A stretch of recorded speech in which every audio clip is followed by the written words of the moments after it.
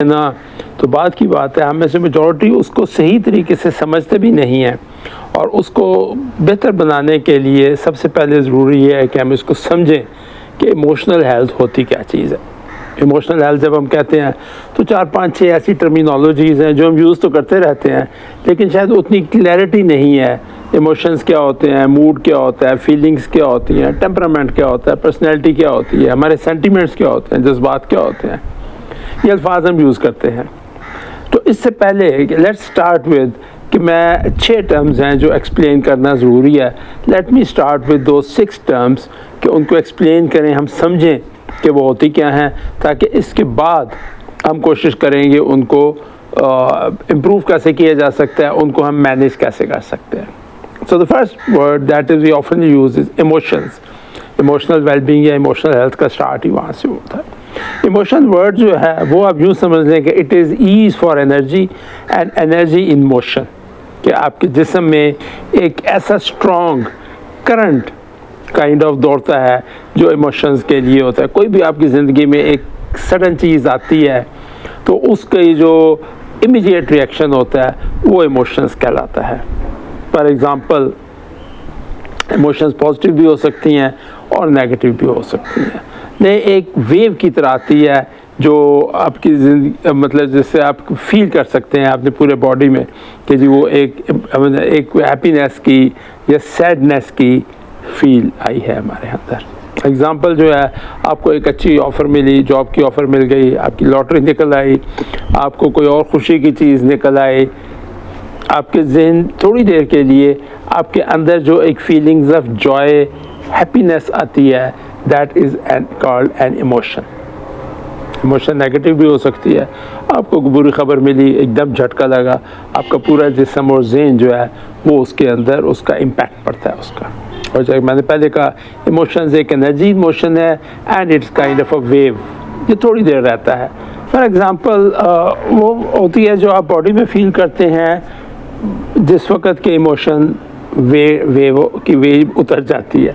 For example you feel surprise और happy, sudden खुशी मिली आपको, लेकिन उसके बाद बहुत देर तक आप उस हैप्पीनेस को या कंटेंटमेंट को फील करते रहते हैं अपने बॉडी के अंदर, and it can last for many hours और many days, and that is usually subsequent to some emotional reaction और इमोशनल, जैसे वो कहते हैं आपके कोई एपिसोड, इमोशनल एपिसोड कह लें। वो जब इमोशंस आपकी वे वो चली जाती है तो आपके पूरे बॉडी में जो फीलिंग्स होती हैं उसको हम फीलिंग्स कहते हैं। और वो फीलिंग्स बेसिकली इसको यूँ कह सकते हैं कि they are the way you interpret your emotions. तीसरा वर्ड आता है जो इम्पोर्टेंट है, उसको मूड कहते हैं। मूड जो होता है वो इमोशंस और फीलिंग्स भी शॉर्ट लिव्ड होती हैं, शॉर्ट लिव्ड नहीं तो चलिए कुछ अर्से के लिए होती हैं, लेकिन मूड वो है एक आपकी इमोशनल स्टेट जो कि एक लॉन्ग टर्म में आपके बॉडी में, आपके अंदर, आपकी मेंटल हेल्थ में परसिस्ट करता है। मूड जो है वो यूजुअली किसी एक कॉज की वजह से होता है। फॉर एग्ज़ाम्पल आप बग़ैर किसी कॉज के भी हो सकता है। आप फॉर एग्ज़ाम्पल सुबह उठते हैं, आज आपका मूड बहुत अच्छा है, सूरज निकला हुआ है, आपके पास छुट्टी का दिन है, आपके पास गाड़ी भी है, आप कहीं कंपनी भी है, आप एंजॉय करने जा सकते हैं, दिस इज़ योर मूड। कई दफ़ा है कि जी बग़ैर किसी वजह के बस मूड आज ऑफ है मेरा, so that is basically what we know called as the mood. और मूड का जो सबसे इम्पॉर्टेंट चीज़ है कि मूड हमारी इन्फ्लुएंस करता है कि हम बाकी ज़िंदगी के जितने भी दिन गुज़र रहा है या जो भी वाक़यात हमारे ऊपर आ रहे हैं उनको हम इंटरप्रेट कैसे करते हैं। फॉर एग्ज़ाम्पल मेरा मूड बहुत अच्छा है, आई एम हैप्पी, सैलरी मिली है, बोनस मिल गया है, छुट्टी का दिन है and we are going on a vacation और हॉलीडे और पिकनिक पे जा रहे हैं। रास्ते में आपकी फ़र्ज़ करें किसी से वो गाड़ी टकरा जाती है, हल्की सी आपकी लग गई, आपका मूड अच्छा, आप कहते हैं छोड़े मूड ख़राब नहीं करते, लेट्स गो। लेकिन अगर आप बॉस ने आपको डांटा हुआ, घर में आपकी लड़ाई हुई है, आपकी जेब में पैसे नहीं हैं, 2-4 टेंशन्स हैं, डॉक्टर का बिल देना है, किसी का टेलीफोन कॉल आई हुई है, और वही गाड़ी ज़रा अगर किसी और से टकराती है, आप उतर के उससे लड़ना शुरू हो जाते हैं और उसमें जो है वो आपका टोटली अपोजिट रिएक्शन होता है। दैट इज़ एक्चुअली मूड कि जो आपका उस एक लॉन्गिश पीरियड को डिफ़ाइन करता है, आपके टेम्परामेंट को, आपकी पर्सनैलिटी को, या the way you are having your life.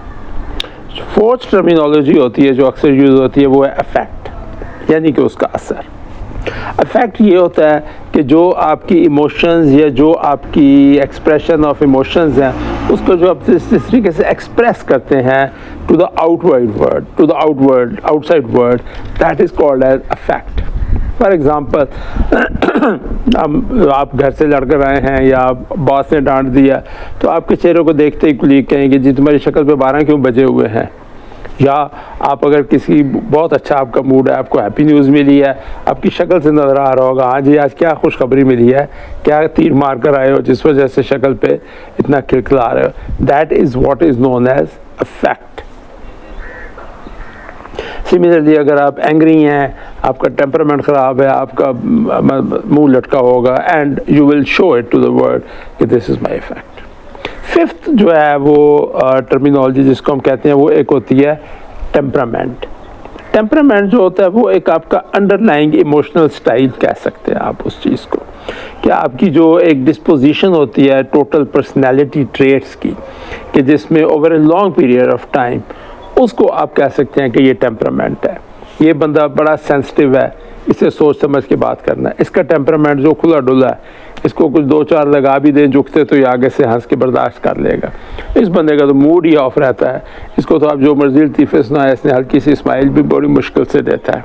ये हमारा बॉस है, ये बहुत अच्छा है, ये हमारा बॉस जो है इसका टेम्परामेंट कुछ और है। So temperament is basically a long term आपकी अंडरलाइंग पर्सनैलिटी का जो एक इमोशनल लेवल है, या इमोशनल करैक्टरिस्टिक कह लें, या इमोशनल डायग्राम कह लें, what ever you can call, ये एक होती है जिसको हम इमोशंस कहते हैं। काम अच्छा कहते ये है, द थियरी इज़ कि जी there is a biological influence of temperament as well. बहुत सारा टेम्परामेंट आप इस दुनिया में आते हैं तो लेकर आते हैं from your inheritance and your above अजदाद। So not all the temperament can be on your own doing. Last जो टर्मिनोलॉजी मैं बताना चाहूँगा, that is sentiment. Sentiment is a more thoughtful or reflective feeling linked to opinions or attitudes about something. बस sentiment ये नहीं है कि जी आपको एक अच्छी खुशखबरी मिली तो जो आपका रिएक्शन होगा वो तो उसको सेंटिमेंट नहीं कहते। Sentiment is not actually immediate emotional reaction नहीं होता, बल्कि ये समथिंग मोर डीपली आपकी पर्सनैलिटी का पार्ट होता है, इसलिए हम कहते हैं बहुत सेंटिमेंटल हो रहे हो। That's a different thing.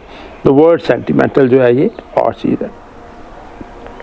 For example, मैं सेंटिमेंट की एग्ज़ाम्पल देता हूँ कि आप एक किसी बहुत करीबी अजीज़ का जनाजा पढ़ कर आए हैं और आप बैठे हैं, तो आपका जो मूड होगा वो एक अजीब किस्म का वो उस सैडनेस और फीलिंग की जो है उसको हम एक सेंटिमेंट कह सकते हैं। आप सोच रहे हैं, रिफ्लेक्टिव मूड में हैं, आप एक सैडनेस के उसके ऊपर हैं, that is your sentiment, and that is not something कि जो एक इमीडिएट उस रिएक्शन आया है।